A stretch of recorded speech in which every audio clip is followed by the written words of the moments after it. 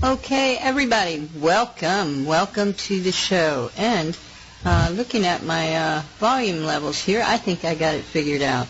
Not sure if I do or not. We'll find out when Barb talks.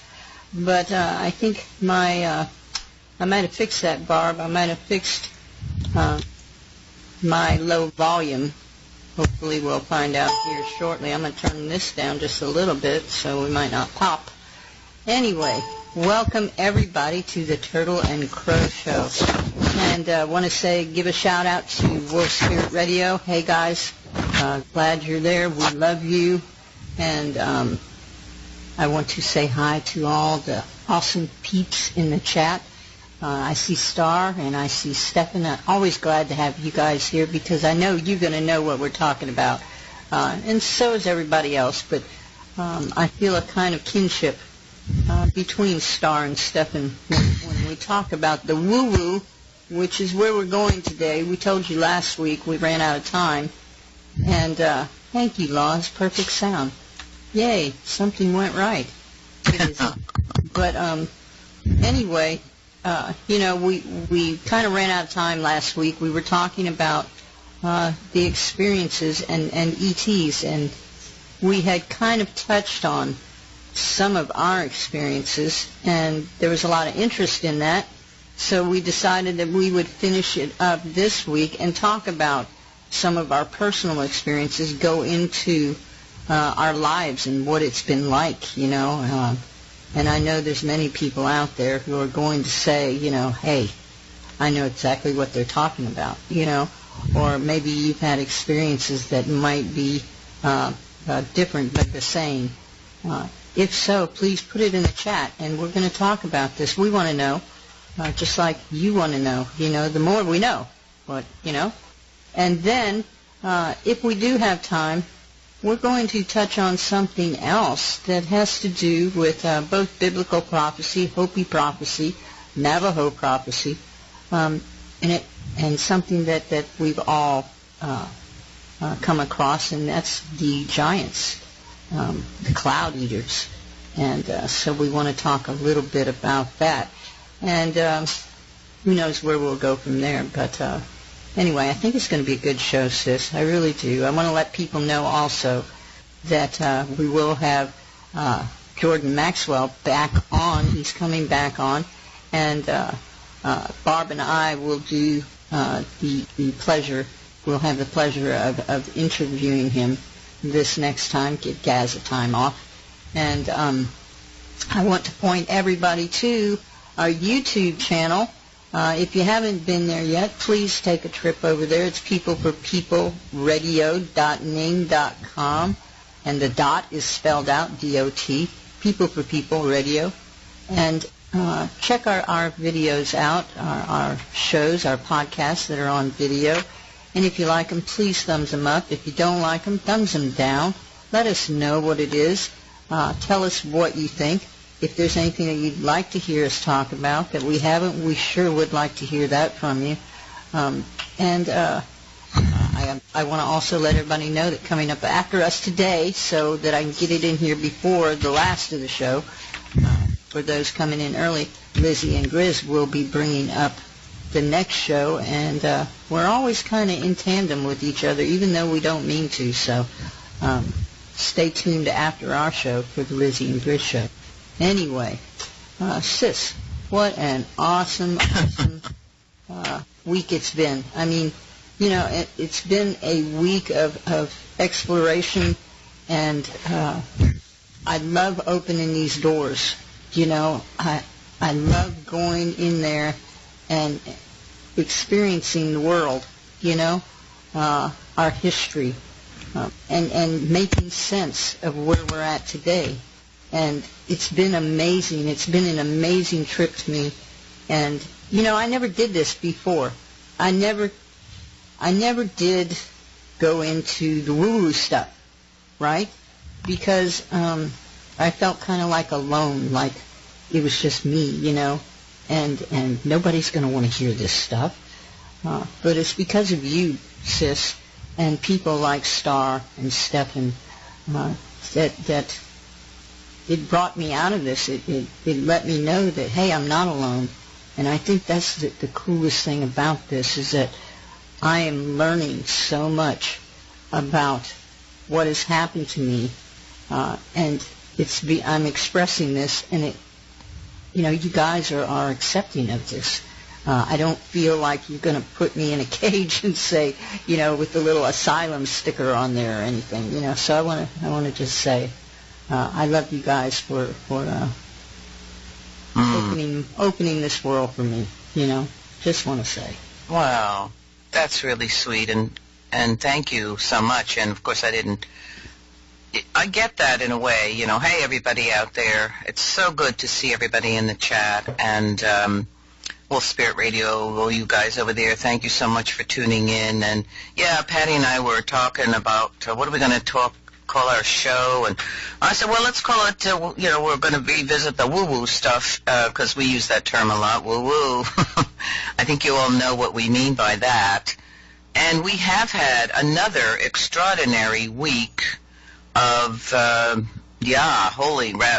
down the rabbit holes with lots of carrots, more carrots than we've ever had before, and things have, every time we get on, I hear myself saying, oh, well, we've had an extraordinary week of rabbit holing and finding out stuff, but it keeps seeming to be more and more and more tunnels that are, I guess you'd say it's dark down there, but we're shining a light in there, and we're bringing stuff up that is pretty mind-blowing.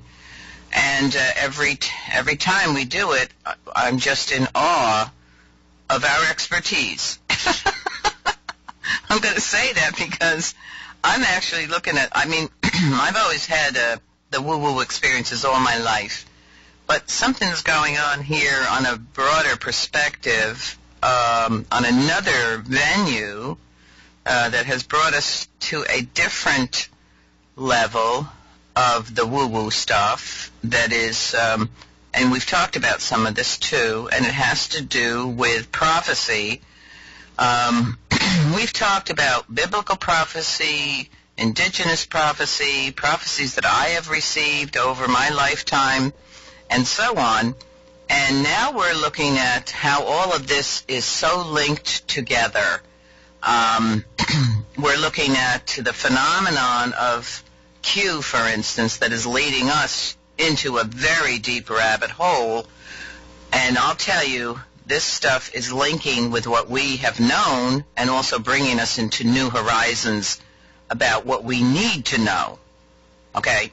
That's where I hope we're going to go. And I want to thank Troy for popping that video in on the Cloud Eaters to Sis, and I watched it last night. And I have seen some of this information in the past about the Cloud Eaters, and some of Steve Quayle's stuff on this exploration that he's been involved with other explorers in regards to the giants, the Nephilim. Well, of course, the term Cloud Eaters relates to the Hopi word meaning the giants, and they were so huge that they could eat the clouds. That's why they called them Cloud Eaters. And now the giants, I've known the giants have been on this earth because some of my elders have talked about the giants, the giant race. But, now we're hearing people talking about the giants beneath the earth, or the ETs. I'm going to say these giants, and relating to the biblical prophecies of the fallen angels, the Nephilim, to me, these are all ETs. I'm going to go there. I'm going to say that. You guys tell me what you think. So we have all of these signs of a race of giants in the world. And now there is, of course, prophecy of the return of the Nephilim, or the giants, and the Hopi, the Zuni, the Apache, the Ute, and others of the elders say that the giants are returning, or the Cloud Eaters. The giants are returning. Now, one reason I didn't want to go, I'm not going to talk about writing, but there's a reason I didn't want to go into this from that perspective. But I have to say, let's talk about what the Bible said. The Bible, basically, and we'll get into this link. We'll pass all these links to you, by the way. We'll get into the link from an Israeli newspaper in regarding to the biblical prophecies of the return of the Nephilim, the giants. This is so mind-blowing, right? This is like pretty huge. Yes, Graham, you're right. That's what I'm talking about. The Nephilim, okay? We're talking about the fallen angels. Yes, ETs, I call them that. And they did create a giant civilization. Well, anyway, there's signs beneath the Arctic that they're talking about. There's sleeper giants in there. And I think I heard Jordan Maxwell say something about the ETs. It does not necessarily mean the ETs out there, but the ETs within the earth. That there are those within the earth in slumber. I'm going to use that term. Like they are in slumber, waiting for the moment to be basically come to the surface. Now, biblical prophecy says, of course, there is a timeline regarding these Nephilim to return, and that will bring on the return of the Messiah, which, of course, we have the Antichrist first and so on. So all this is huge tunnels that we've been exploring down and so on. Then we're going to talk a little bit about some of the possible. We've talked a little bit about this before. We've mentioned Vincent Fusca, the appearance of this man, Vincent Fusca, who may be JFK Jr., okay? We're going to talk about that and how this information coming from Q and Serial Brain 2 is relating back to Egyptian times. Okay, are you with me? Because this is so complex, but guess what? It all links together. That's the awesome thing. Yeah, that's the really awesome thing is that we've started on separate rabbit holes that have nothing to do with this, but they're all leading back to this. That's the amazing thing. No matter where you go in your research, the further down you go, the closer you get to the original, the beginning, and the star people and the fallen angels and all of these that are really related. Amazing, sis. It is extraordinary, and I think this is what we have to get our heads around here, is how things are all linked together. We keep saying everything is related, right? We're not separate. Well, guess what? Everything is related. Everything has a thread leading together and linking everything. And yes, Star, I'm on that. Vincent Fusca, I was on his Twitter. Yes, Vincent Fusca 2024. Well, I'm going to say it right now. I felt prior to this that Vincent Fusca was Q, or maybe one of the Q. Now, suddenly he has his VIP pass to all of Trump's rallies. Suddenly this guy comes out of the blue, VIP pass, and various signs that may prove or show that he is JFK Jr. Now, on his Twitter, it's Vincent Fusca 2024 at the Real Ra Non. Now, I'm looking at this, the Real Ra Non. I'm going to write this in here for you and see if you guys can see what I see. Okay, hold on, I'm typing this because this blew my mind. At the Real RANON. Check that out. What do you think? I pulled this apart. Okay, Vincent Fusca, 2024, okay. There he is standing with his arms out on a pedestal or podium, rather, with all kinds of people around him. And guess what's behind him? Did you notice? Did you guys notice that Air Force One is behind him in the picture? Okay. So, I broke up the Real Ra 9, and first I took the R away. Okay, so the Real Anon, okay? I said, okay, let me do this another way. Let me separate R-A from non. Guess what you get? Ra. Who is Ra? Yeah, Ra is the sun god who was born out of chaos. Who is President Trump? God's chaos candidate, by the way. And Ra brought the darkness into light. Ta-da! Just saying. No. It's Ra. That's who he is. Guess what happened? Serial Brain just started talking about Ra. Ta-da! And the ancient Egyptians. Yep, from darkness to light. That's what Q has pushed, from darkness to light, from darkness to light. Well, guess what? That's what Ra did. One of the many things Ra did.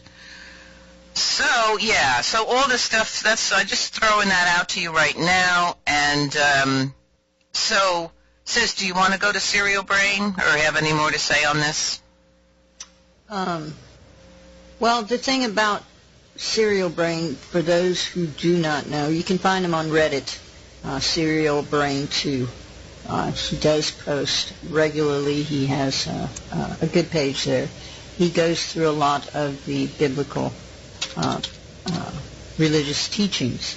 The thing about Serial Brain that people should know is he's a very good cryptographer. He understands codes. He's been able to decipher Q's codes very, very accurately, it seems, and I haven't been able to find fault in what he's put out there. It's all of a sudden, we have to remember also that Q did put out, when asked, are there aliens out there? Oh, yeah, that's correct. Yeah. Yeah. Are we alone? Are we alone? And he said, no, we're not. But I think we all know this. I mean, anyone who's done any research whatsoever through the biblical prophecies, through the Sumerian text, through any of the historical data, can see that they are here and have been here, that the fallen angels of what are being spoken of, the Garden of Eden, all of these things are connected and probably tell the whole story of life as we know it. Hey, Zeetz. Just want to say hi to Zeetz. Zeetz is in the chat. Oh, hey, Zeetz. Yeah. Anyway, thanks for posting that link. I think it's important for anybody who is interested, please go.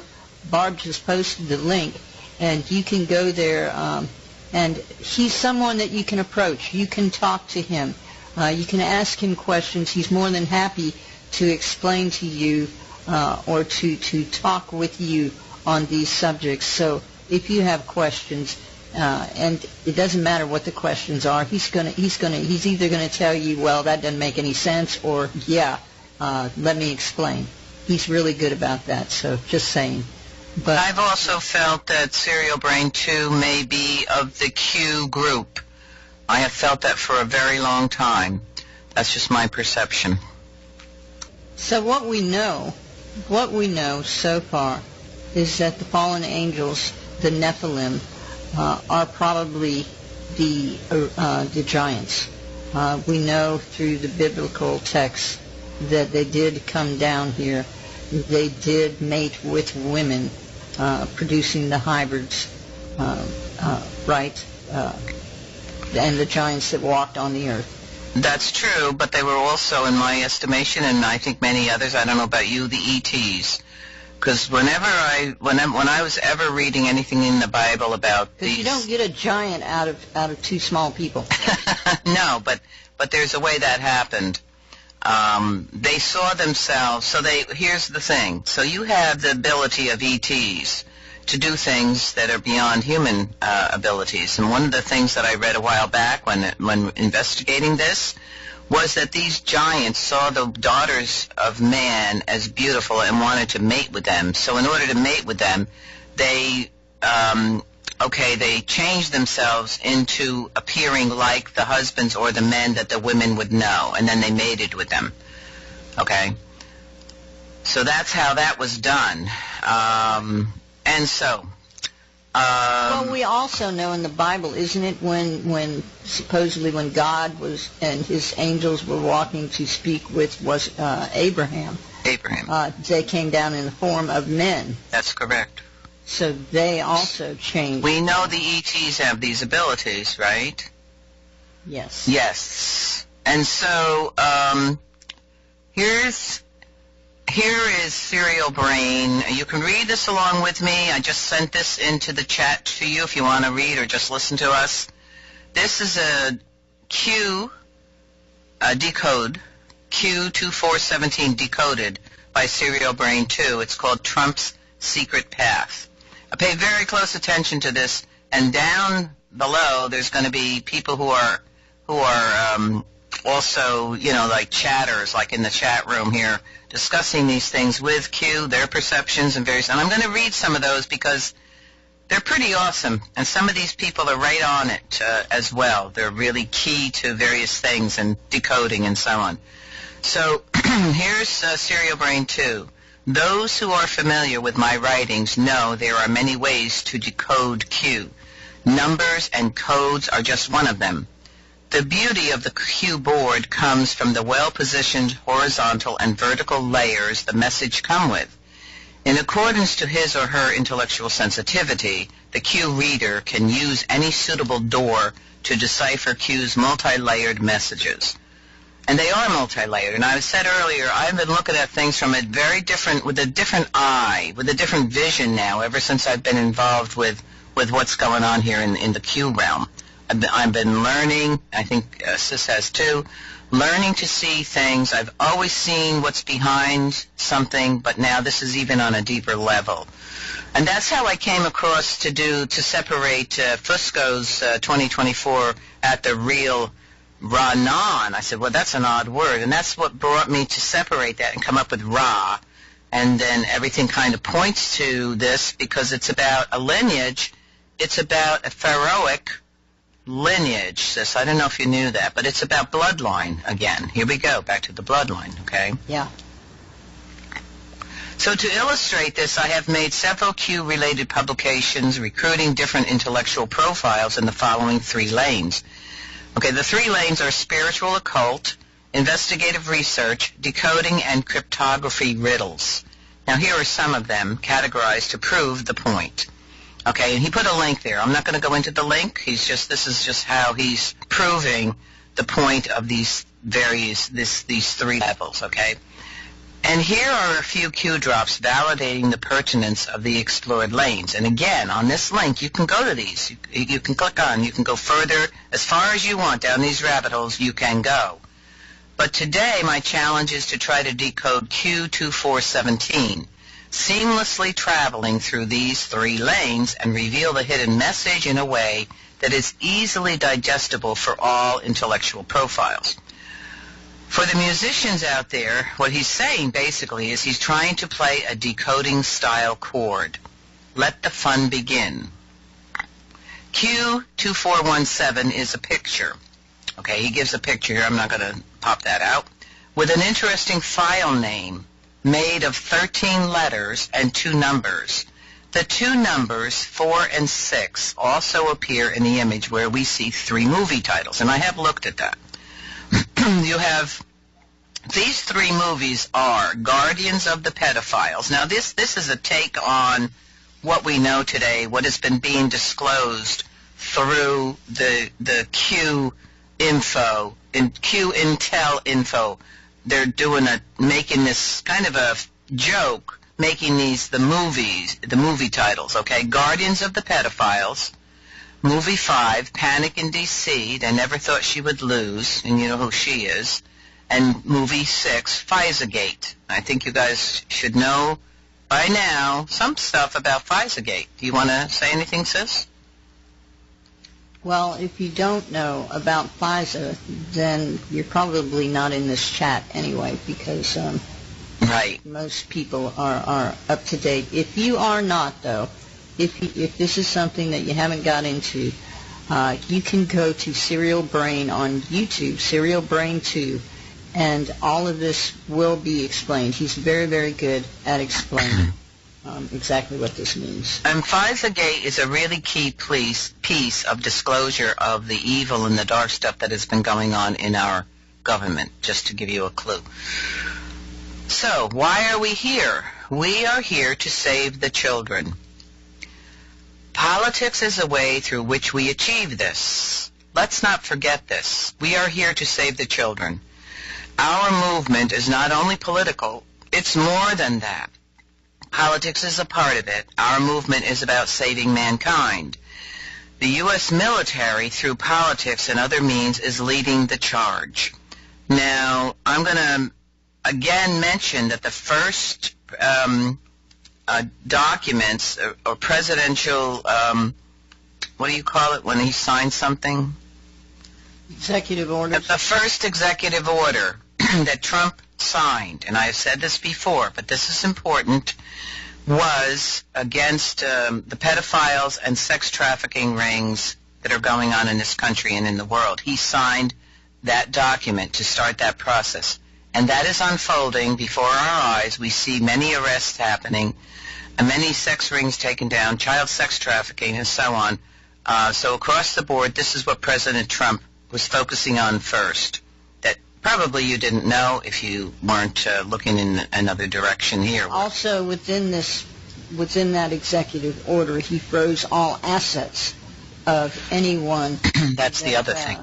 Yeah, that was found to be connected with these pedophile rings that were in top government agencies. This is not your regular pedophile that lives down the street, although I'm sure some of them were there.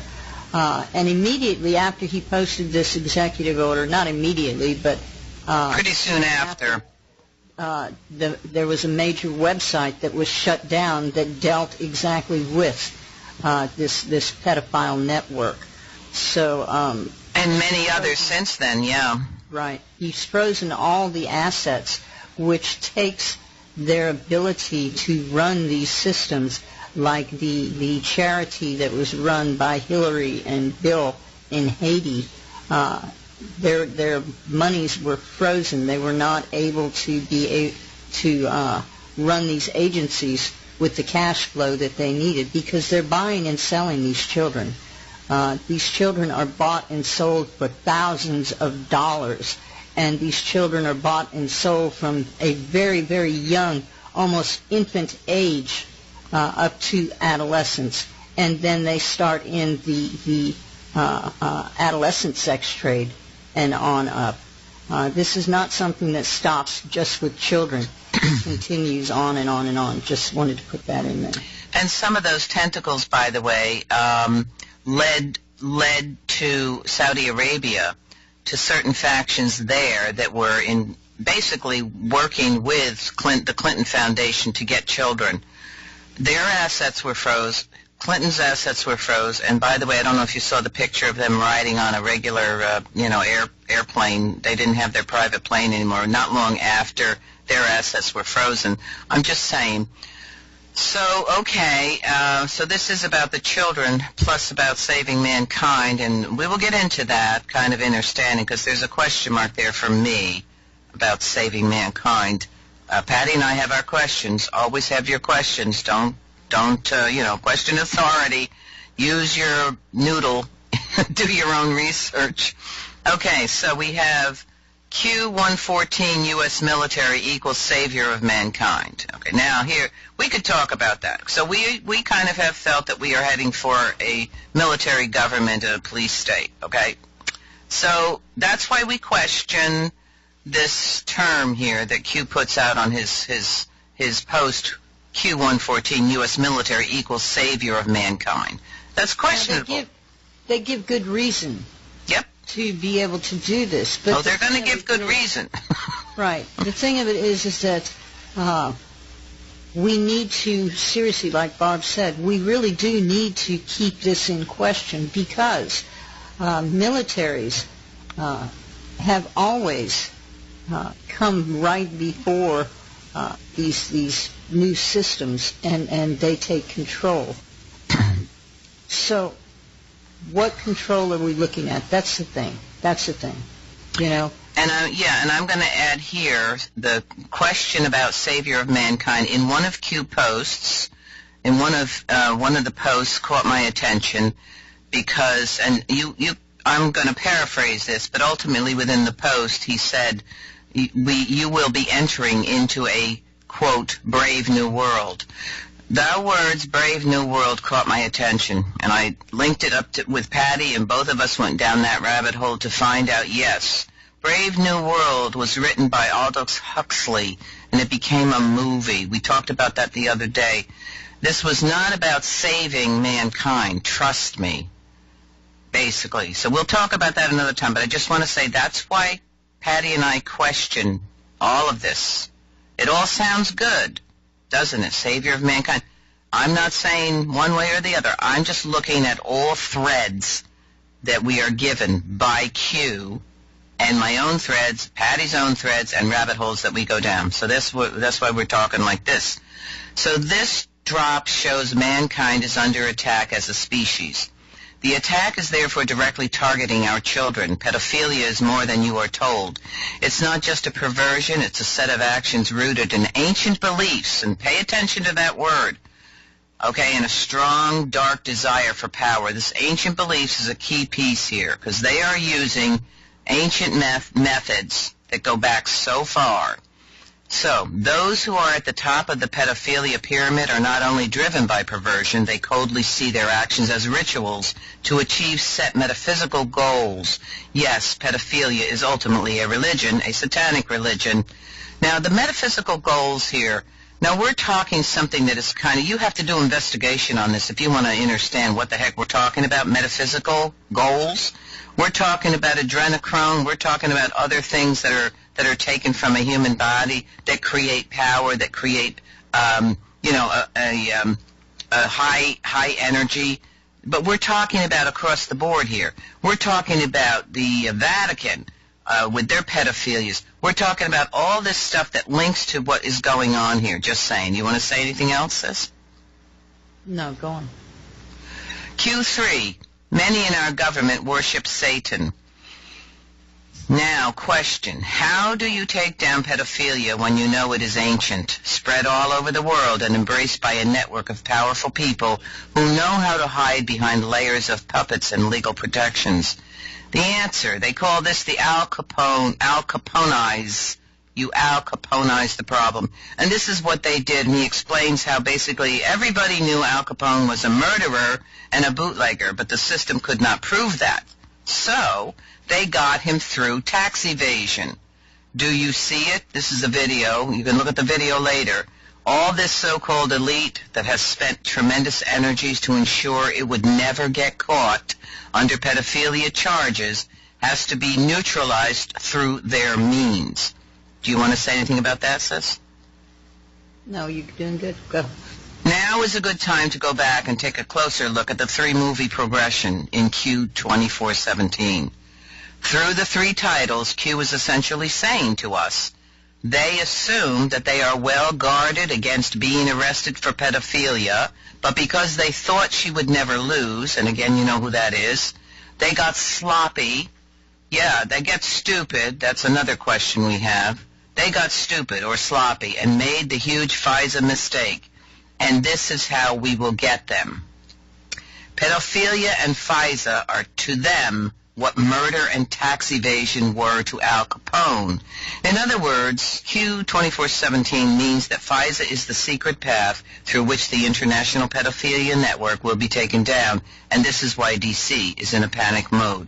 Do you want to? And we need to reiterate also that this is worldwide. This isn't just here in the U.S. This pedophile network is going to take down people in other countries also that are working along with Trump.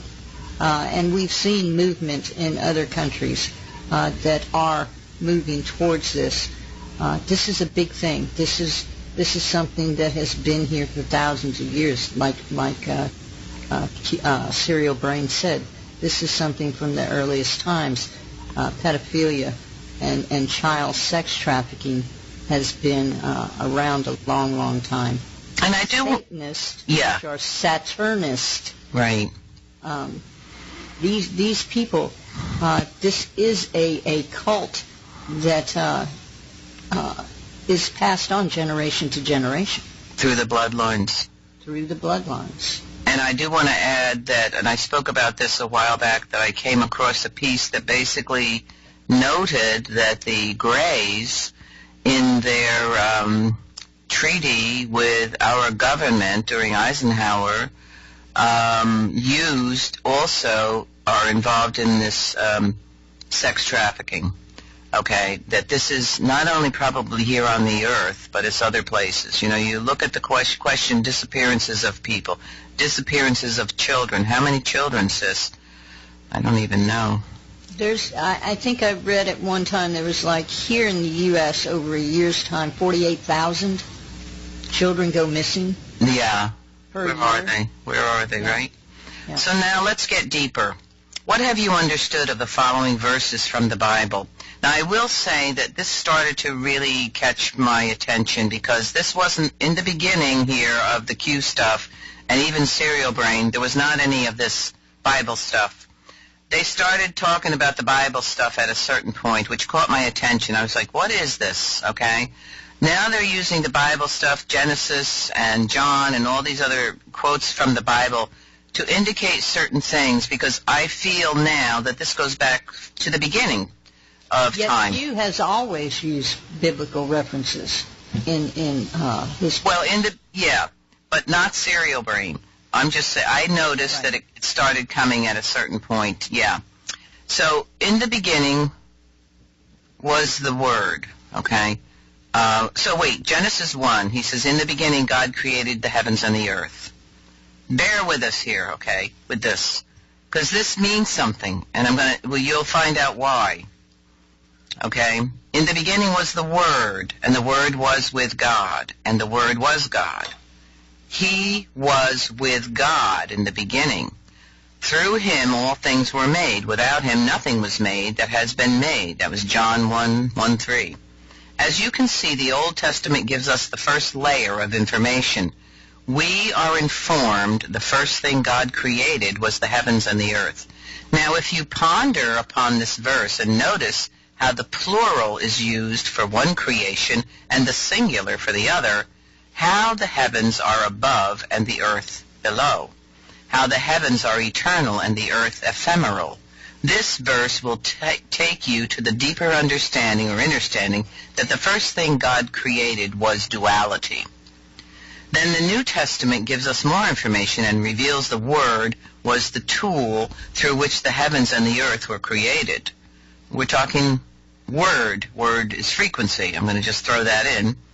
Since we have elevated them to the principle of duality, the Word is therefore more than expressed thoughts and becomes the creator of duality.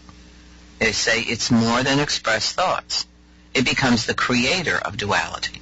The Word is therefore the fundamental state of intellectual discourse. Notice in this example how divine wisdom blesses us with holy books and how they particularize the information given as we progress in time. Amazing secret. Why is this relevant?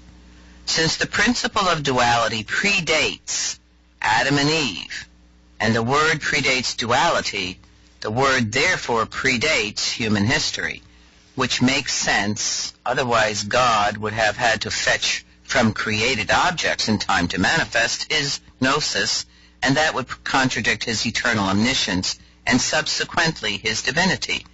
So, holy books are and are not history books, okay? They are not in the sense that they are a collection of eternal archetypes from which the universe draws to manifest events. When these events are created based on the blueprint of the eternal archetype, the holy books are then confirmed, and they become history books for that particular confirmation. This explains why history is cyclical. It nourishes itself from the eternal archetypes and serves them as events in different colors as time progresses. Want to say anything on that? Only that this is something that most of us have already known already. We've always talked about history being cyclical.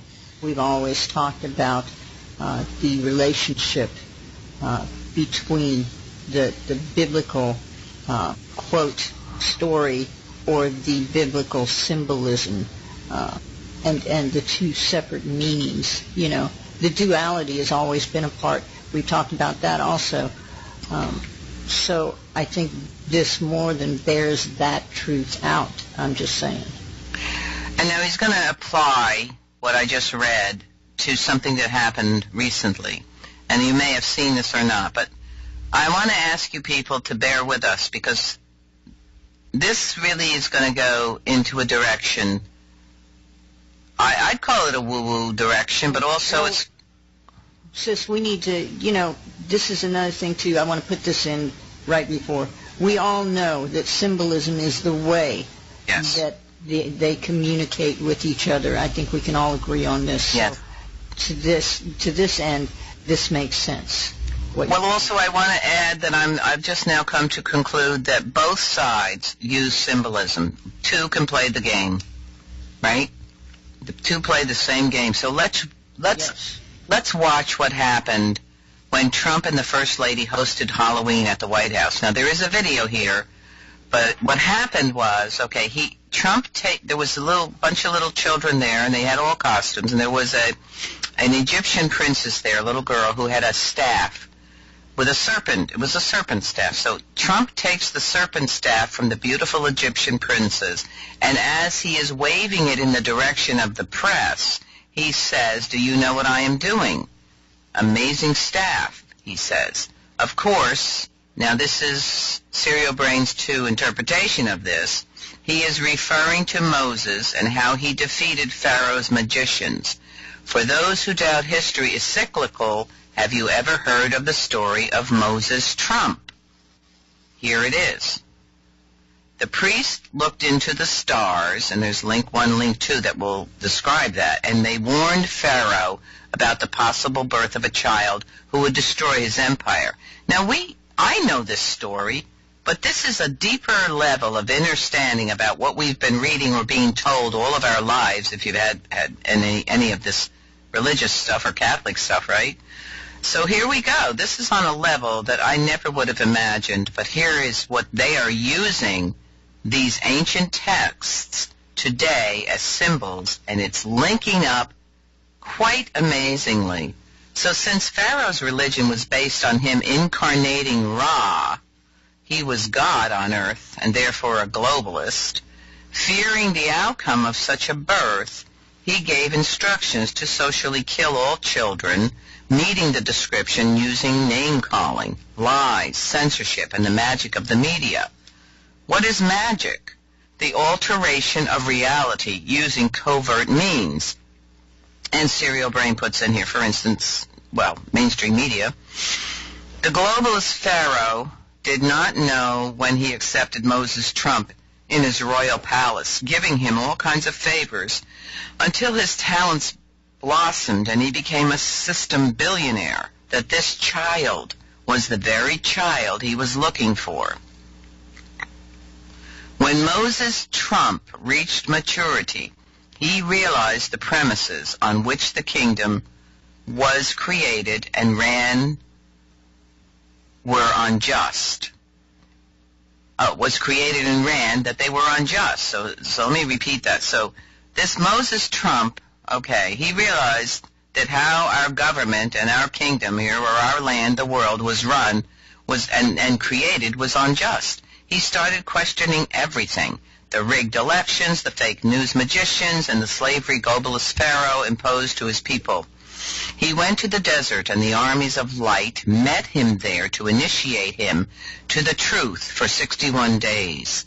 Now, he's equating some of these armies of light with Admiral Rogers gave him the staff with which he would defeat the magicians, and his brother Aaron fortified his hand with 71 generals who were eager to free their people and get their revenge against Obama Haman, the military purger. Do you want to say anything about that? Describe this a little deeper?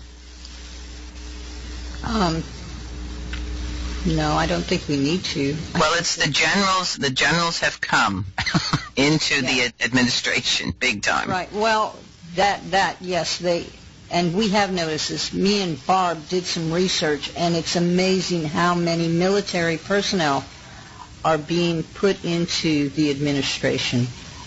those that are leaving, resigning, being, replaced or whatever, they're all being replaced with military. And so, yeah, this was a big eye-opener. So as you can see, violence against our children is as ancient as Pharaoh. The Illuminati, through pedophilia and mind control techniques used in our schools, our media, perpetrate this tradition. Nothing new under the sun. Did you know the 13 Illuminati bloodlines all point to Pharaoh? Did you know that? Yeah, I read that. So Q133 triangle has 3 sides. Eye of Providence follow the bloodlines. We know from holy books that Pharaoh and his army pursued Moses and the children of Israel and drowned in the Red Sea. Red Sea. Okay, this equates here to Red October, which is another clue here. What we have just gone through, we are in October, and I think it was the midterms that may indicate that the elite have drowned in the Red Sea of the recent midterm elections. Okay, but what happened? Yeah, right? But what happened to his family? What happened, okay, to Pharaoh? What happened to the wealth? This is what the school they control will never tell you. When they lost their slaves, they migrated and created new kingdoms, kings, and queens within their own bloodlines. So that basically what is said here, Pharaoh, when the Pharaoh lost their slaves, which were the people that Moses was saving, they migrated and created new kingdoms, kings, and queens within their bloodlines. So what they're saying here is the bloodlines have continued from times of Pharaoh, no matter what has happened, to today. Do you realize that if Pharaoh had not pursued Moses, he would have persevered his life and his kingdom? He instead ran to his own death, subjugated by the power of this verse. The Lord hardened the heart of Pharaoh, king of Egypt, so that he pursued the Israelites who were marching out boldly. Exodus 14:8. Had they not illegally spied on Trump, there would be no FISA-gate. And now we're back to this FISA-gate. We told you this was really key. And they would have preserved themselves. But the Lord hardened their hearts so that what has happened, what has to happen, happens. And this will be the disclosure of what he's talking about here, of FISA-gate and all the dirty dealings and evil going on. So to continue, then the Lord said to Moses, stretch out your hand over the sea so that the waters may flow back over the Egyptians and their chariots and horsemen. And Moses stretched out his hand over the sea, and at daybreak the sea went back to its place. The Egyptians were fleeing toward it, and the Lord swept them into the sea. The water flowed back and covered the chariots and horsemen, and the entire army of Pharaoh that had followed the Israelites into the sea.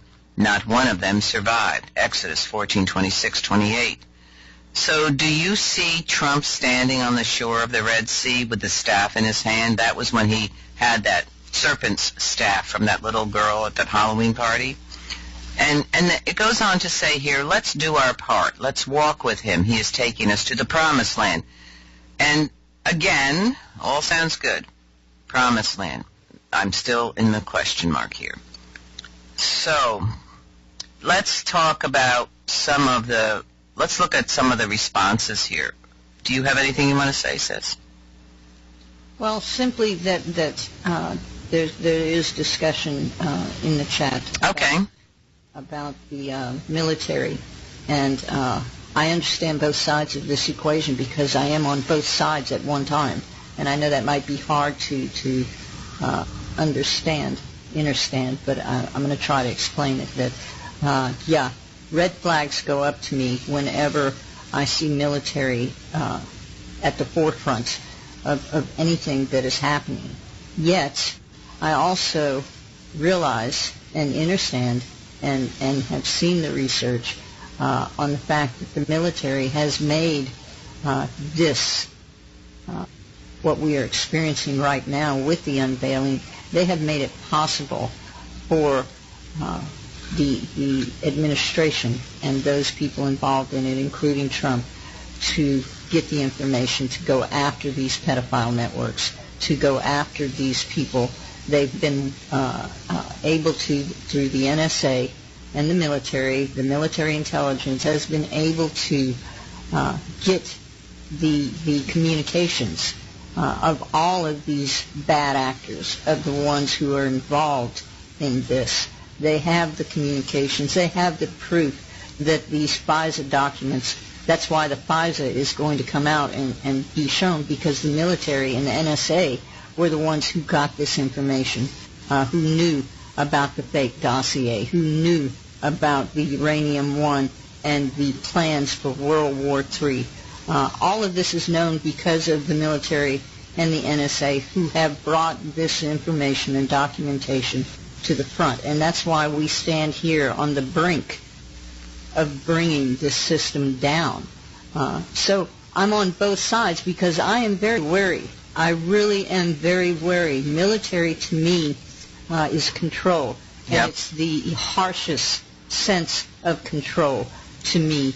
And if we look through history, military has never, ever stepped up into that position without it being detrimental to the people. Yet, when we look at what's happening right now, it's not detrimental to the people. What they're doing is not detrimental. It's actually helping get us to where we can take down this cabal. So, again, I'm on both sides of the fence. I'm in the middle, let's say, because I have to sit and watch. I'm leery, but I'm also grateful that the information has been brought forward by them. So I just want to put that there. Yeah, I'm right there with you on that, sis. And I feel also we have to look at certain little cue drops like Brave New World for one, Space Force for another, Giants, Nephilim, the connectedness here to people really finding out, in fact, that there were giants.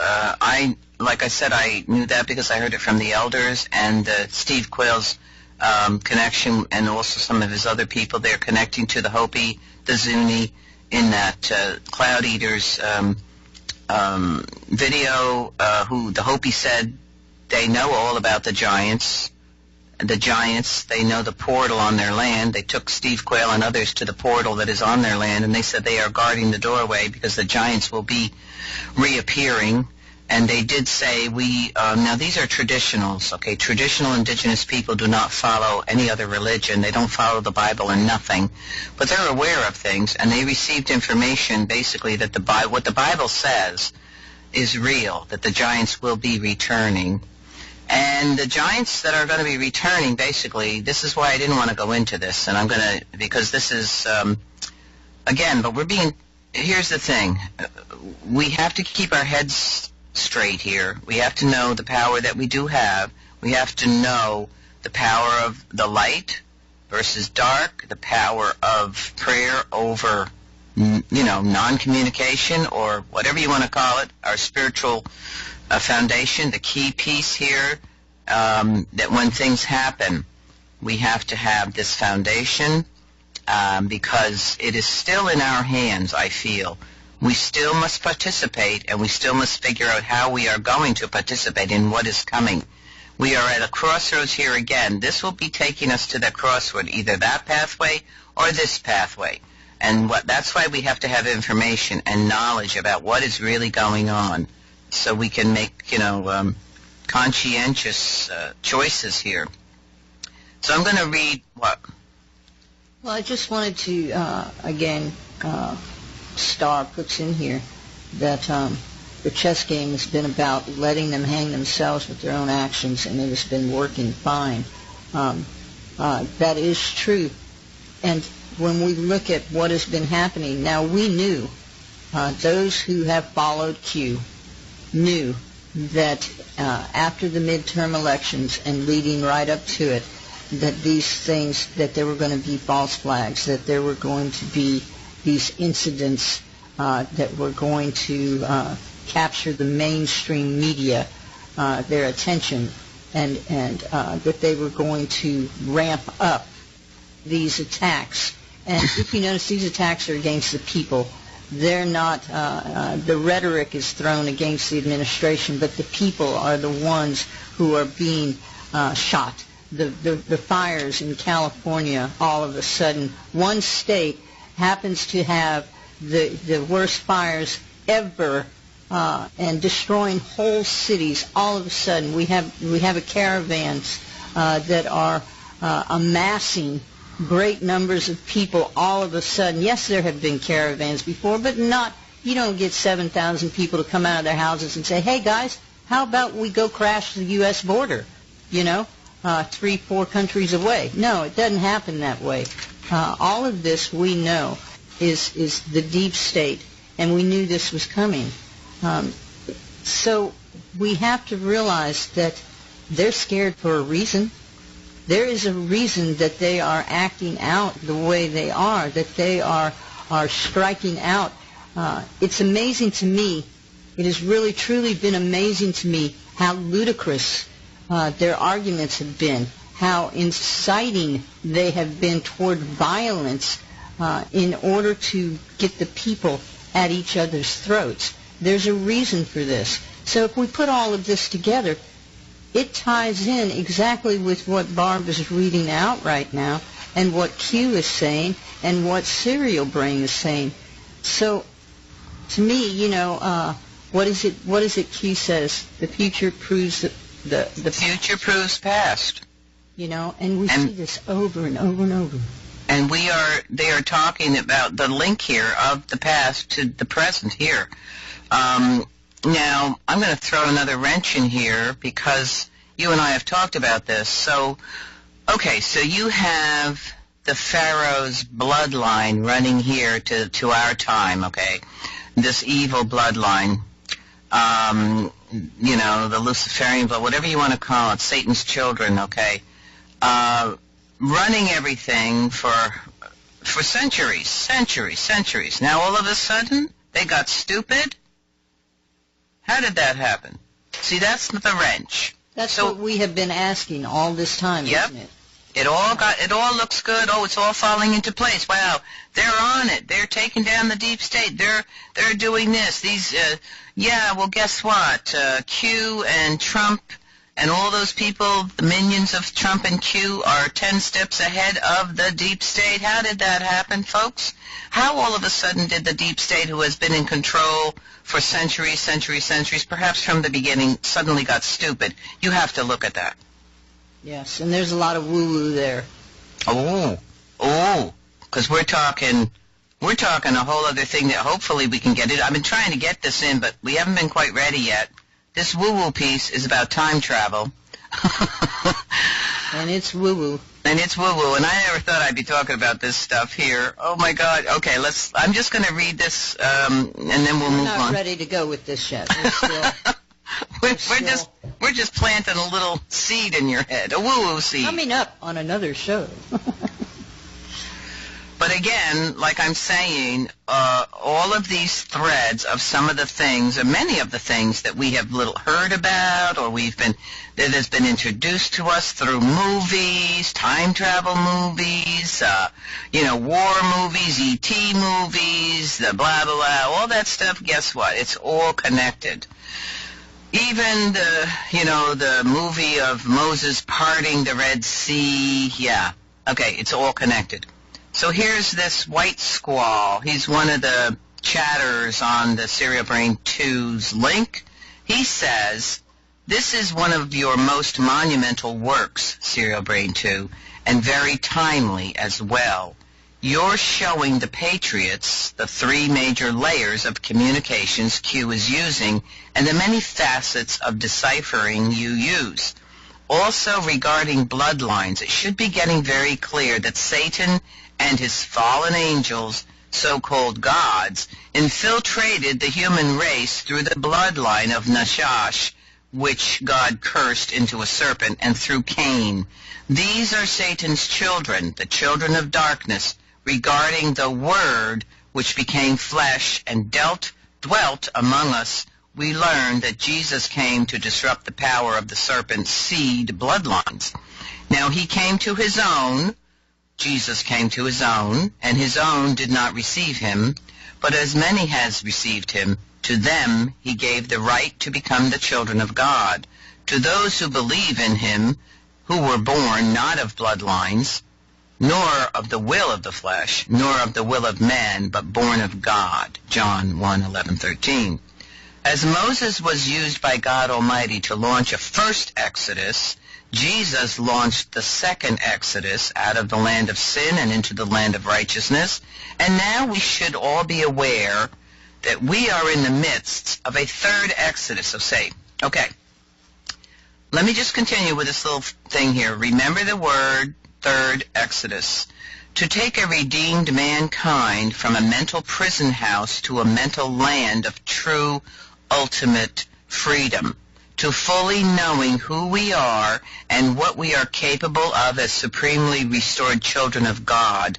We are, by the way, of a new birth, the very spiritual bloodlines of God Almighty. Behold what manner of love the Father has bestowed upon us, that we should be called children of God. Therefore the world does not know us, because it did not know him. Beloved, now we are children of God. And it has not yet been revealed what we shall be, but we know that when he is revealed, we shall be like him, for we shall see him as he is. 1 John 3:1-2. Now, third Exodus. Let's go back here. Okay, so we're talking about the third Exodus. We're talking, and I'm going to link that with, does third Exodus equal off-planet? Does it equal Brave New World? Does it equal Space Force? Does it equal, all? I'm just asking these questions. Where is this Exodus? Exodus means you're leaving someplace. That's how I'm looking at this. Or you're being extricated out of someplace, something that is evil and dark and has been a mental prison for us. Okay? So that's where I go with this stuff. What do you think, sis? Well, I think that speaking on the Exodus, I think that we are witnessing that now. You have to put all the pieces together, the persecution of the religious, the crackdown on the people and their ability to speak and to bring the truth to light. Because it's not just about religion. There are people that, and I'm going to say this, and I know it might, I mean no offense, but there are many ways to follow the Spirit, and not everyone professes Christianity yet can walk in a sacred manner. And I think that's what we're witnessing now. When we have people from all walks of life, we have people from all countries, this awakening that we're experiencing right now, this is part of that Exodus. We are part of the Exodus right now, and we are seeing both sides rise. Both sides rise. Yes, we are the messengers. Both sides are rising up, and so. And all of you here, if you've been putting the truth out there, you know you've been attacked. You have been attacked, and you will continue to be attacked. And the forces are the people. You know, the principalities. They can create a scenario. They can create a system, a situation. But it is the people who carry it out on both sides, the dark and the light, the duality. So, just wanted to put that in there. Yeah, I agree with you. I'm just responding here to Laz. Hey, she says we playing a part in a drama not designed by us. We are playing a part in a learning game, and I say we are, but how to participate is in our hands. We have free will, and what we choose is from that free will. Like Star says, we are the co-creator and are making our future. That's exactly what... That's right. That's the gist of it, is that you individually this is a time of choosing. This is the time, and we've known this for a long time. We are choosing our path. We are choosing to stand in the truth that we carry, whether that be of the dark or the light. This is a spiritual war. This is all about the spiritual war that we've always talked about. And well, I'm going to add, because I see Chief Charles Tudog here in the chat. I want to say hi, welcome, and also reminding what Charles always says is this is the time of the soul. This is the time that spirits get eaten. Spirits get eaten, souls get eaten, and I want to talk about, well, I'm just going to throw that in because supposedly the giants, and this is what the Hopi said to Steve Quayle and the Zuni and the Apache people, said that these giants, and I've read this before, that the cannibalism was rampant during the time when the Nephilim came. When they created this mess here, we had cannibalism, we had excessive fornication, bestiality, we had all this stuff going on that these Nephilim brought. Okay? Winky-dink, we're there now. What a coinky-dink, we're there now. We've got all this stuff going on. I mean, I've read so many incidents of people being arrested for bestiality lately. I was wondering what the heck is going on. So this is all being led by mind control from the deep state, or you could say Satan's children, or whatever you want to call it. It's dark.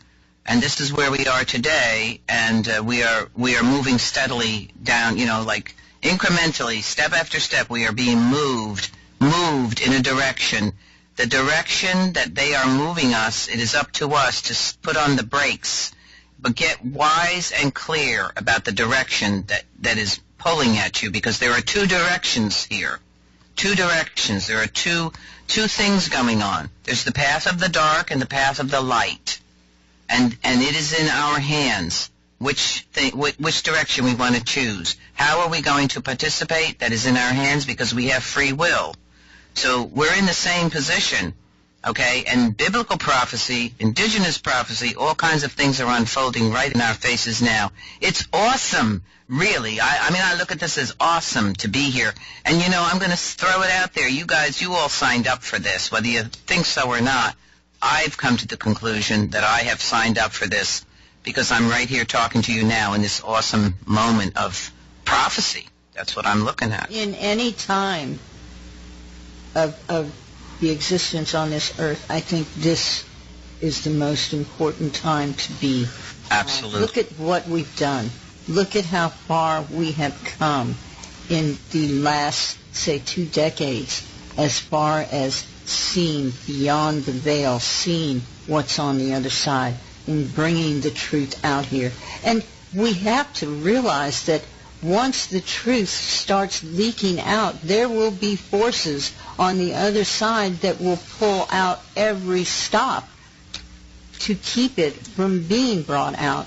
And, the people, they don't have to believe in the biblical prophecy. They don't have to believe in Q. They don't have to believe in what is happening. They simply have to believe in their connection and the truth that is within them. It's a choice of light or dark. That's all it is. We are here making that choice now in everything that we do. And we should be celebrating. To me, this is the time to be born. This is the time to be and to experience, because of any other time in the history of man, choice means something now. More than any other time, your truth is in your walk and is in your talk. More than any other time, it means something now. So I'm like, bring it on. No fear. This is the time I was born for, and I'm ready to go. Just saying. So I'm just popping this into you, sis. I know we had it before, but let's go through the newspaper here in Israel. What's talking about what we're talking about, the return of the Nephilim, the giants. I'll pop that into the chat when I get done, okay? Now, this is from Breaking Israeli News, latest news, biblical perspective. Okay, this is no fairy tale. Will giants return to usher in the Messianic era? And here is a quote. The Nephilim were on the earth in those days and also afterward, when the sons of God came into the daughters of man, and they bore children to them. Remember, we are saying the Nephilim are ETs, and they are the giants. The giants were formed. And these were the mighty men who were of old, the men of renown. Genesis 6:1-4. Giants are generally thought to be found in fairy tales and fables, but surprisingly, they also play an important role in the Bible.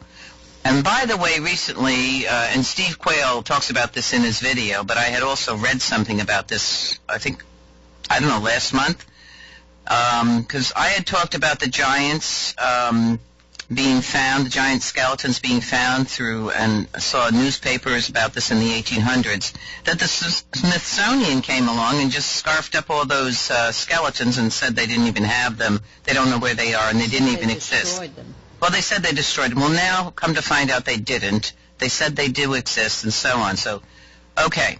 So while everyone knows the story of David and Goliath, giants have a significant role much earlier in the timeline of the world, and may even play a role in the messianic process.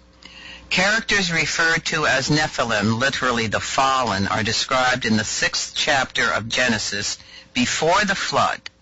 In the pre-flood era of Noah, the Bible says that the sons of Elohim cohabited with the daughters of men, and God immediately decided to limit man's lifespan to 120 years. The offspring of these unions were called Nephilim.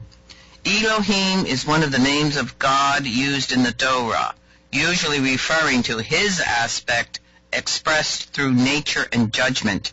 This would make the term the sons of God a theologically problematic term for most everyone.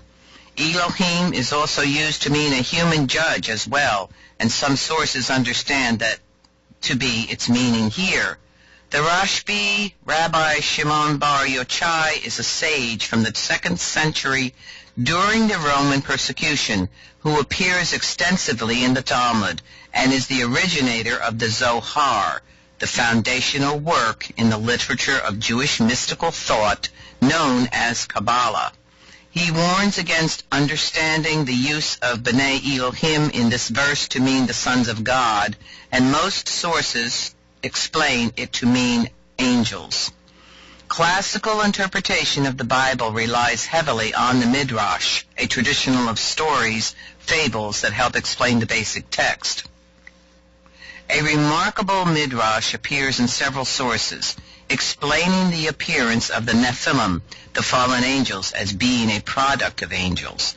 The Midrash relates how, before the flood, mankind was sinning greatly, and God began to regret creating man.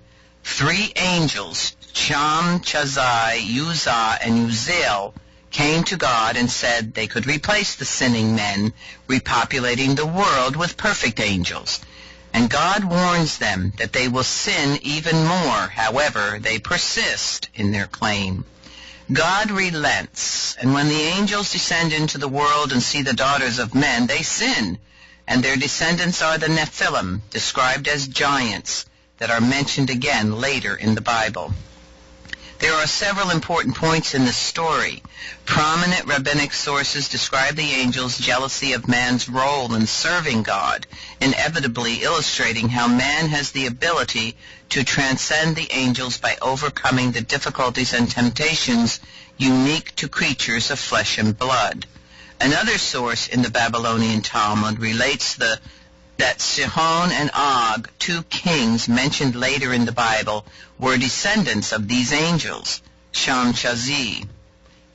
The Midrash states that Og was alive in the time of Noah, but escaped the flood by clinging to the side of the ark.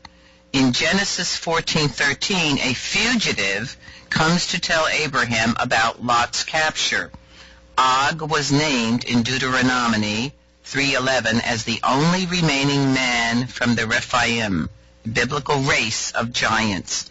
and his bed was described as being enormous and made entirely of iron.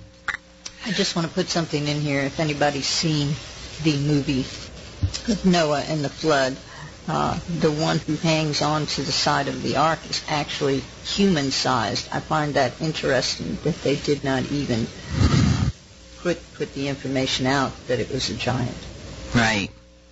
The Nephilim are mentioned again in Numbers 13:33. I bet if we did the geometry of these things, I'm sure Q has, or in Serial Brain. The 12 spies were sent into the land of Israel and reported, "There we saw the Nephilim, the sons of the giant of the Nephilim, and we were in our eyes like grasshoppers, and so we were in their eyes as grasshoppers." Anak, translated as enormous, was the archetypal giant and father of the race of men that lived in Hebron. The Midrashic sources explain that Anak was Og, one of the descendants of the Nephilim and the fugitive from the flood. Now, it's interesting because I said, okay, a while back I said I was questioning this whole flood thing, that when the flood came, it was to wipe out all of the humankind and that were messing up with things and doing all this crap. And then, but then we have giants appearing here and all over the world. I said, well, either they somehow lifted off of this earth because they were ETs, or somehow they survived because they were still remaining on the earth. And so this is explaining that this Anak or Og hung on to the outside of the ark. I don't know. Maybe instead some of them escaped because they were ETs and they could just get off planet. I don't know, because they reappeared again, and supposedly they are here beneath this earth waiting for this perfect timing. I don't know. So another Midrash tells how Og attacked the Jews in the desert and Moses killed him. There is a connection between the reappearance of these giants and the coming of the Messiah. In the Talmud, Sanhedrin 97a, there is a discussion between Rav Nacham and Rav Ritchak. Rav Ritchak asks, do you know when Bar Nephli, the sons of the fallen, will come? And Rav Ritchak asks, who are the Bar Nephili? And Rav Nacham is Messiah. Now, Rav Nacham brings down a verse from Amos 9:11, and that verse says, on that day will I rise up the fallen tabernacle, Sukkah of David, and I will build it as the days of old. The Talmud goes on to describe the difficult times preceding the Messiah. Okay, before the Messiah comes, how difficult things are going to be. That's what they're telling us, right? The section of the Talmud also explains that the Messiah will come the year after a sabbatical cycle is completed, and was explained in a Breaking Israel news article. Bar Nephli in the Talmud clearly refers to specific people who both Rav Rashik and Rav Nacham have heard of, and who Rav Nacham connects with the coming of the Messiah. As noted previously, the Hebrew verb nafal translate as fall, but here in the Talmud the word is nephil in Aramaic. In the language of the Talmud, nephil means giant. By the discussion in the Talmud, it seems clear that these Bar Nephil giants will return in time to usher in the Messiah. Now, when you go to the article that it says about his arrival, it says Shemitah and the Messiah. Could this be the year before his arrival? This was written, of course, in July 12th of 2015, so there you go. But it has a quote, and it says, for 6 years you shall sow your field, and for 6 years you shall prune your vineyard and gather in its produce. But in the 7th year the land shall have a complete rest, a Sabbath to the Lord. And that's from Leviticus. It says here in a recent breaking Israeli news article, we presented some statements made by Rabbi Chaim Kanivsky. I don't know. Yeah. A highly respected rabbi in the Orthodox world, in which he instructed Jews to come to Israel soon or there won't be enough room on the airplanes. Many readers were interested in the statements and wondered about the source for the rabbi's insistence upon connecting the coming of the Messiah with the year after the Shemitah, the sabbatical year. The issue takes on particular urgency since the current year is a sabbatical year, ending September 13th. Now, this was in 2015. Right. Yeah. So here's something that we have discrepancies on. The clarity of this. It says, in addition to the sources brought in the previous article, a recording was made in the aftershock of the horrifying terror attack in November in a synagogue, if you remember that. Yeah. In Har Nof, Jerusalem. Rabbi Kavinsky was asked how to comfort the people so they would be less afraid. He said atonement, kapara, many times. When pressed for an explanation, he said it is an atonement before the Messiah can come. That's right. So maybe it is this atonement that is the key to this second coming, so to speak. Right. Just saying. Yeah, so I just popped in this other link, sis, if you want to continue with this. I think this was looks like an excellent one. It's short also. Understanding the Nephilim and their role in Bible prophecy. Right. I will post that into the chat when I'm done. The mighty Nephilim giants of Genesis 6 are gone, but Revelation describes a return of another kind of Nephilim to play a major role in the end times. Despite this, few Christians know anything about the Nephilim, nor would they want to know, given the scary details of these actual monsters. Without facing this shocking level of evil and abomination that God has chosen to allow, you can't fully understand end-time prophecies or even God's ways. If you are brave, it's time to understand the Nephilim in the Bible and conquer your fear of monsters. So this title is Real Monsters, Giants, Demons, and Fallen Angels. Most of us stopped being scared of monsters once we left childhood and learned that just like Santa Claus, these scary creatures are fantasy. They exist only in children's imagination, legends, Greek mythologies, and movies like Poltergeist, not reality. However, if you, as a believer, stop to read the entire Bible, you may be forced to reconsider that reassuring thought. The OT and NT have accounts of several varieties of these real-life monsters. Giants. Even casual Christians are aware that David fought a 9-foot giant named Goliath. Probably only a minority realized that the Promised Land was filled with giants. The bad news of which made up the evil report that the 10 unfaithful spies of the land scared the children of Israel. Demons. Most Christians also know that the New Testament tells of how Jesus and the apostles had to contend with demons, also known as ghosts or poltergeists. The NT gives no explanation as to their origin and their purpose. They are just treated as an everyday part of life, responsible for as much as 1/4 of the sicknesses that Jesus healed. Fallen angels. Let's not forget Satan. He's an evil or fallen angel who cast one-third of angels to earth in revolt against God. There is one other biblical monster which the typical Christian has probably missed, the Nephilim. Despite their obscurity, we shall see that the Nephilim are a key to understanding, and you know that's my word, how all of the above are connected, and also to understand aspects of end-time Bible prophecy such as the locusts, Antichrist, beast, and false prophet, and the abyss.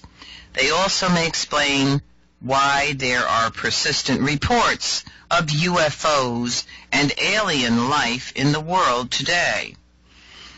Who are the Nephilim? The Nephilim are one of the more mysterious and disturbing topics of the Bible. The word Nephilim only appears twice in the Bible. Here are 2 passages. Genesis 6:1-4. When When mankind began to multiply on the earth and daughters were born to them, the sons of God saw that the daughters of mankind were beautiful, and they took any they chose as wives. And the Lord said, My spirit will not remain with mankind forever, because they are corrupt. Their days will be 120 years. The Nephilim were on the earth both in those days and afterward. Remember, afterward, meaning after the flood. When the sons of God came to the daughters of mankind who bore children to them, they were the powerful men of old, the famous men. Nephilim literally means fallen ones. But what are they, and what made them powerful and famous? Early interpreters believed them to be giants. Nephilim was translated as giants, gigantes, by most ancient Bible versions such as the Greek Septuagint gigantes and Latin Vulgate gigantes. The other occurrence of Nephilim bears that conclusion out. It is found in the evil report that the 10 unfaithful spies gave of the promised land. Note that unlike the first account. Okay, here's a number. Numbers 13:32-33. So they gave a negative report to the Israelites about the land they had scouted. The land we passed through to explore is one that devours its inhabitants, and all the people we saw in it are men of great size. We even saw the Nephilim there, the descendants of Enoch, come from the Nephilim. To ourselves we seemed like grasshoppers, and we must have seemed to them the same. The Nephilim, who said to be the source of the Enoch, as the context indicates, the Enoch were one of the races of giants in the Bible who could view the Israelites as ants in comparison. The word for giant in modern Hebrew is Enoch. Like as with the rapture timing question, okay, this is the pre-tribulation or post-tribulation rapture, not everyone agrees on what the Nephilim were. Just as the majority of Christians believe in a pre-trib rapture, the majority of Christians doubt that the Nephilim really are giants, and that the sons of God who parented them are angels. Just like the idea of a post-tribulation rapture, it's too scary for the average Christian to believe that God would allow such ghastly horrors as evil angels to roam freely and to create freakish monsters. Yet, as we shall see, not only is God allowing us to be on the earth for the Great Tribulation, He is also allowing us to be on the earth with living, breathing monsters. Do you have anything you want to add before I go on? Well, I just want to let people know that if you want to see evidence of the giants that are everywhere on the earth, there is a person on YouTube. Mud Fossil University is the name of the channel, Mud Fossil University. I'll try to get that link while Barb is finishing up this article. But that's what he does. He is an archaeologist, among other things, and he has provided some very, very interesting artifacts and can explain the biology and such of these artifacts that he's finding. So, I just wanted to put that in. Okay. Who are the sons of God? The identity and nature of the Nephilim is indeed greatly complicated by the ambiguous term used for their procreators, the sons of God. Just who are they? It's helpful to recognize that in the biblical usage, the term sons of God, or B'nai Elohim, or Ahilom, let me get this right, Ahilohim, refers to only direct creations of God, such as Adam and the angels. You and I only have the right to become the sons of God, but are not there yet. When we are rebirthed by God into glorified spirit bodies at the rapture or the resurrection, then we shall be at last. The following passage makes it crystal clear that we become sons of God like the angels in the resurrection. And here is that passage, Luke 20:36. For they cannot die anymore, because they are like angels and are sons of God, since they are sons of the resurrection. Since glorified humans did not exist in the time of Genesis 6, that means the sons of God referred to there must be the angels.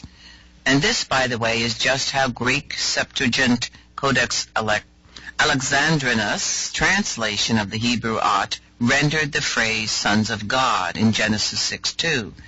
Angels there makes perfect sense in context because of how the sons of God is a term of contrast to the daughters of men. It's describing something different from and much more noteworthy than the sons of men and the daughters of men, mixing as they do every day since Adam and Eve. That is not noteworthy. Finally, angels mating with humans is the best explanation for why the offspring were so powerful and so renowned. Now, how can angels have sex if they don't marry? Well, I'm just say, how can angels have sex with the daughters? If they're giants, okay, anyway. Or ETs. Well, we know that's been going on. I think. I don't know. Now that you can see the Bible and the sons of God who created the Nephilim are fallen angels, there are many questions and objections that may come to mind. Is such a thing even possible? Would God allow it? If so, why? A frequently raised objection to this idea of how the Nephilim came from sex between angels and women cites this statement of Jesus. Matthew 22:30. For in the resurrection they neither marry nor are given in marriage, but are like angels in heaven. If you analyze it carefully, you can see that Jesus' statement has nothing to do with evil angels on earth having sex. It's talking about holy angels in heaven marrying. It is proven every day on earth that sex without marriage is possible. The Bible tells us much about the nature of angels. One recurring theme is that angels appear in human form, such as those who came to Abraham and Lot. Well, I'm going to put, instead of angels, I'm going to just pop in there ETs. Exactly. Yeah. Okay. For example, Paul said we may entertain angels unbeknownst to us, and Abraham apparently took the three angels who visited him as men at first and offered them a meal. Most interestingly, the angels ate the food. If angels look like humans, act like humans, and even eat food like humans, where does the food go? Then we may wonder what else can they do that humans do. What reason do we have to doubt that they can engage in sexual reproduction too? I personally have no doubt that an angel could pass a complete physical if they could ever be compelled to submit to one. But what exactly are the Nephilim? Wasn't Jesus technically Nephilim? Aha! Good question. It would seem that way, except for he's supposed to be half human, half son of God. That's true. But then the men are supposed to be the sons of God. Yeah, so to me, we just have to keep keeping the ET equation in mind here, folks. I'm just throwing that in, right? Because let's say, we have these words, extraterrestrials, ETs, UFOs. I mean, in the days that these things were written, they didn't have that language. These were probably appeared, all they had was, well, these are angels, or these are whatevers, Gods or angels. Gods or angels.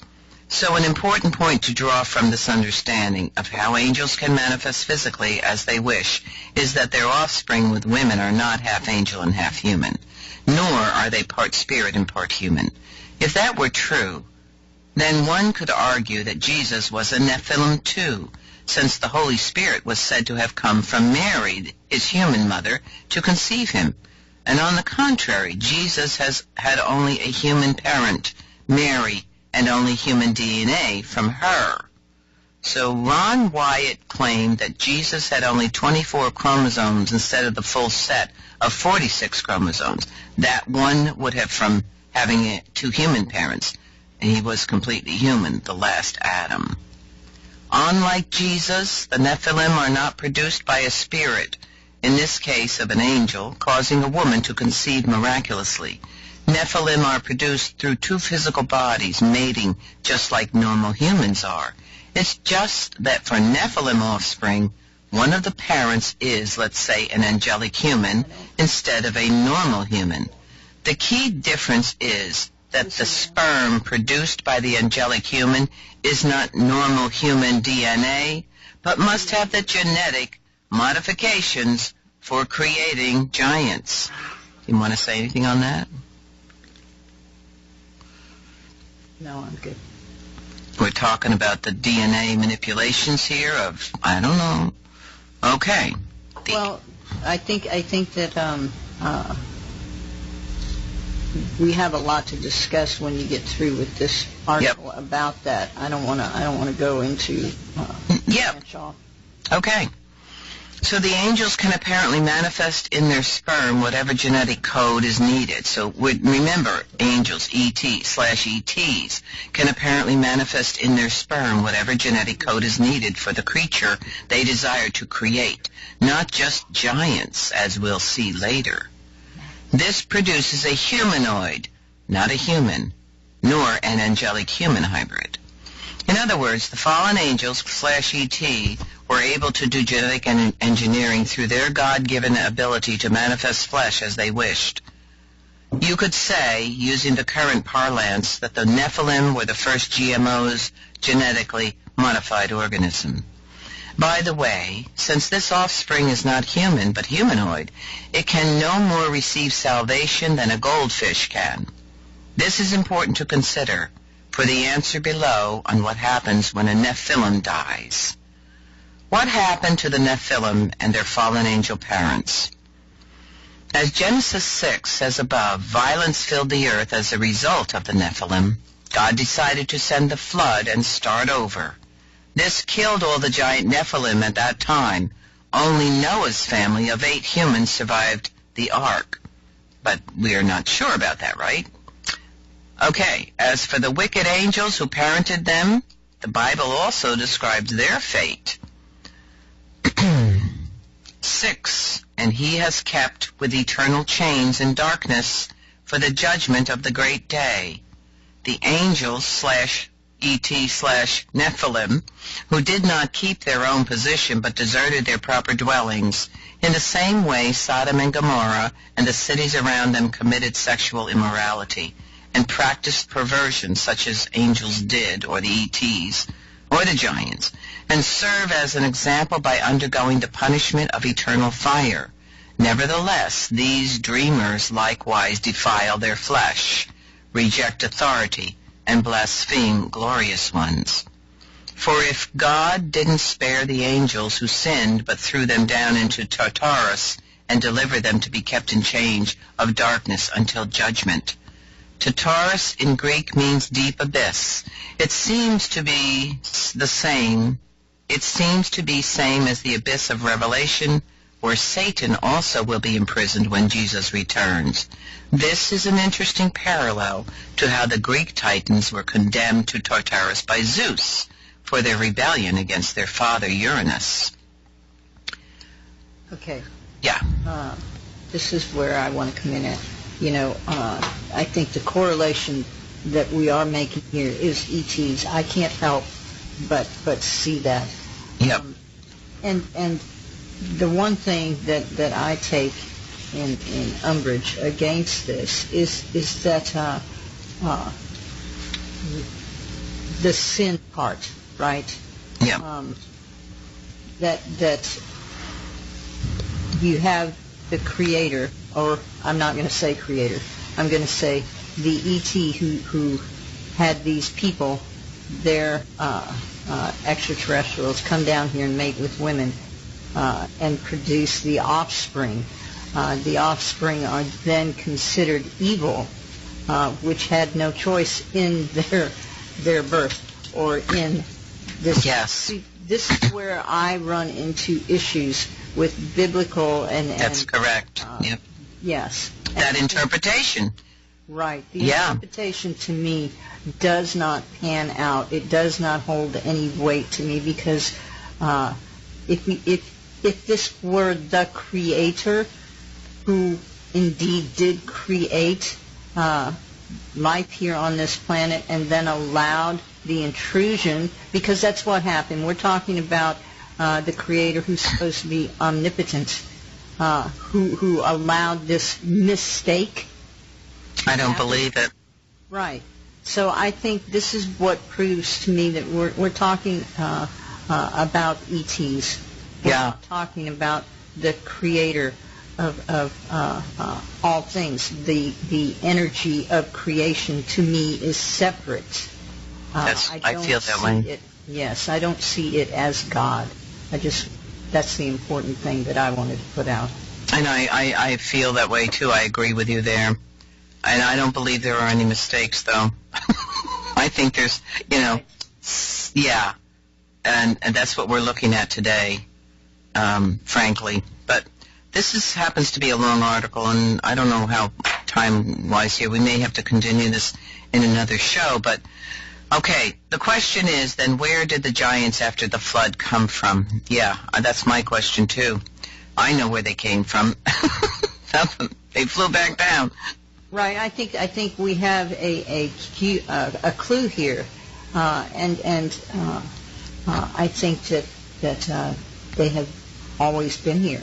Yep, I agree. They have been, and they've messed with the genetics. They've messed with the DNA, and this abyss that is talked about.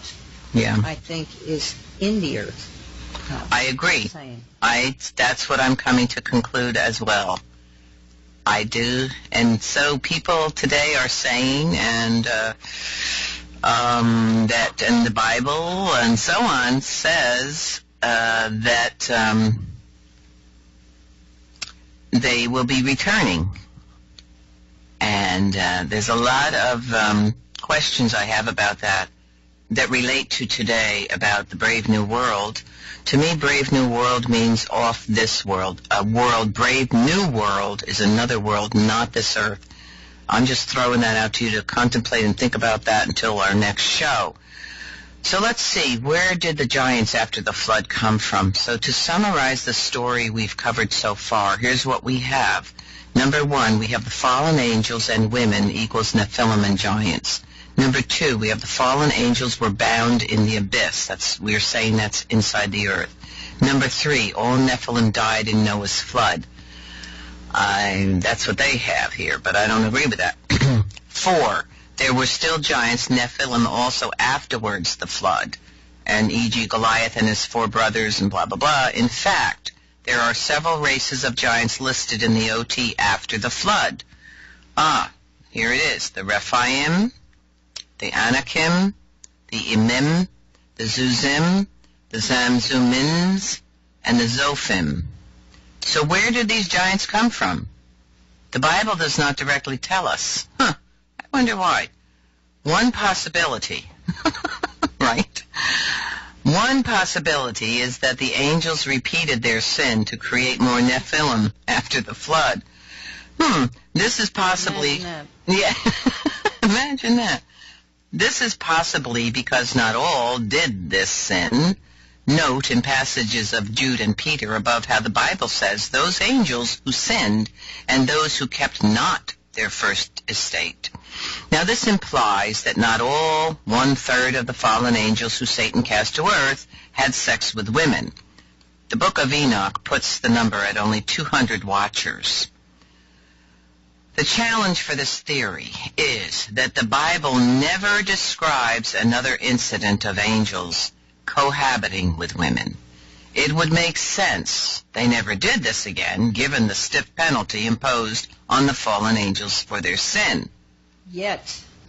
Yet. We have this, to me, shows the possibility of the bloodline being created, and therefore the giants not having to be up here, And I agree with you on that, because I was going to go with there. We have to remember this bloodline that we're talking about, this bloodline of the dark ones, okay? So, another theory that is also not without difficulties is that the Nephilim DNA came on in the ark. Like if somebody gets on the ship who's not of this crowd, same crowd, right?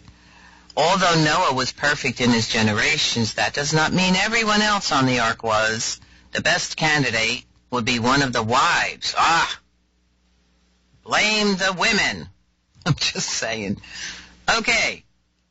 She wasn't perfect in her generations. It could have been the wife of Ham. The nations of giants of Canaan can be traced directly to Ham. If Ham's wife had some recessive giant Nephilim DNA, then this could explain how one of her sons, Canaan, is the ancestor of all the giants described in the land of Canaan above. So we could say that's a possibility, and we could also say that Ham's wife, okay, they don't even have a name for her here, basically was the seed of the, that bloodline. I don't know. Yeah, I think it has to be directly. But then again, the story of Noah and what we're dealing with right here with the bloodlines. That's a very, very tight bloodline there that we're talking about. If you only have, 6 people? Yes. That are supposedly repopulating the earth? Well, supposedly. Right. So, I'm not too up on the flood theory as far as Noah is concerned. But what I think that we can take from all of this, the biblical, the rabbinical, all of these stories and stuff, is that there was direct manipulation, genetic, and that there are giants, there were giants, and that there is a specific bloodline that is concerned with this. And I think that these are the people that we're dealing with today. And I think we're all pretty up on this with the bloodlines of the Queen and right. Everybody being... And the other high mucky mucks up there. Right, all being related to the same thing. So where does that leave us? Where does that leave us? Are we those who were unadulterated? Or were we part of that genetically introduced Nephilim? Are we carrying those genes, or are we separate? This is a question that I've been asking, and it's impossible so far for me to find any information that tells me one way or the other. Well, I wanted to say that, thinking of that, your question there, so we're talking about this bloodline that has created and manifested a very evil line throughout our history that are now being pretty much exposed, right? That bloodline of what they're doing and how they've continued to do this from the beginning of time. Supposedly all wiped out by the flood, but no, that's not true. So the acts of these people, the behaviors, the acts, the collusions, the dark, evil stuff that they're involved in, really, to me, relates to this source here, this DNA link. That's my perception. I do feel that people are subjected to behaviors in our day and time through technology, very possibly to lead them to do very horrible acts. I don't think they are the bloodlines. I think they are being subjected to working in that same evil realm for, I'm going to say, blood sacrifice. That's my perception, because I think that these entities, this bloodline, needs that frequency of sacrifice, needs that terror, needs that horror, needs that release of that adrenochrome, whatever you want to call it. It's a frequency that occurs through sacrifice and through ritual acts that those entities need. And I think that perhaps we might say those of us who are not inclined toward those things may be outside that bloodline. That I'm just going to throw that out. And I also feel personally, and we've talked about this through my whole life, the journey that I have taken, that all things happened the way they were meant to happen, as I think we have to realize that, brought me to this moment in time here. I have been attacked by dark entities, by evil, and it's sort of been my spiritual battle, and I've been put in certain positions, I feel, by Creator Great Spirit to recognize and identify the level of this evil, to know what in fact we are up against, and to know and to learn about the power of prayer, the power of my connectedness to Source, and that aspect of how to battle this dark with the light, and to hold the frequency of love, to hold the frequency of compassion, and to be in service to that Source. Well, I think that's where we are right now. We can go to thousands of different sources, and all of them have a differing opinion, or we can stick with what we know. And we know, I think all of us can say, that we do have that spiritual connection, and that through that spiritual connection we are able to create. We are able to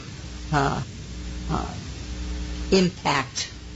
We are, the miracles. Oh, we all got together and prayed, and look, she was suddenly healed. We know this. We know this. We feel the energy of creation in us. We feel the connection between each other. And we know that our power, look what we've been able to do against these forces of darkness. Look what we have been able to do when we decided we were going to do it. The choice that we've all chosen. I cannot deny that there is an energy within me that is part of the power of creation that I share with each and every other individual, because I feel it. I feel the good as well as the dark, the light as well as the dark. I choose the light or the dark, and I express. And when I express, I have the power to create through that expression of vibration and energy. So to me, it's not a question of who we are. It is a question of how we walk through this, how we perceive what is the truth in our lives, and what the choices that we make will impact upon these things that we see. Do we do the good work? Do we stand in truth? Do we stand in light? Do we fall back on that sacred connection? That's where we are right now. We have the power. We are beautiful. We are beautiful in our creation. I see this. I feel it. Our capacity to make change, to bring light, is amazing. Simply by speaking a word, simply by having the thought, we are able to change life around us. We are part of this. We're not separate from it. We can either be the light or we can be the dark. And that's where we are right now. And it doesn't matter if you believe there were giants or if you don't believe there were giants. It only matters what you yourself do to either hold back the darkness and bring the light, or allow the darkness and hide the light. That's where we're at. Just saying. And I'm right there with you. Aho, beautifully said. That's why I keep saying it's such an awesome time that we are participating in. It is in our hands. Like the elders have said, that we are who we are waiting for, who we have been waiting for. It is all in our hands. And we got this. And we got this, you guys. And it really is about love. The vibration, the frequency of love is so much more powerful than you could ever imagine. And it is within us to choose love or not. It's as simple as that. Either you are love or you are not. The only other option, aside from love, is the opposing frequency. Right? I'm just saying.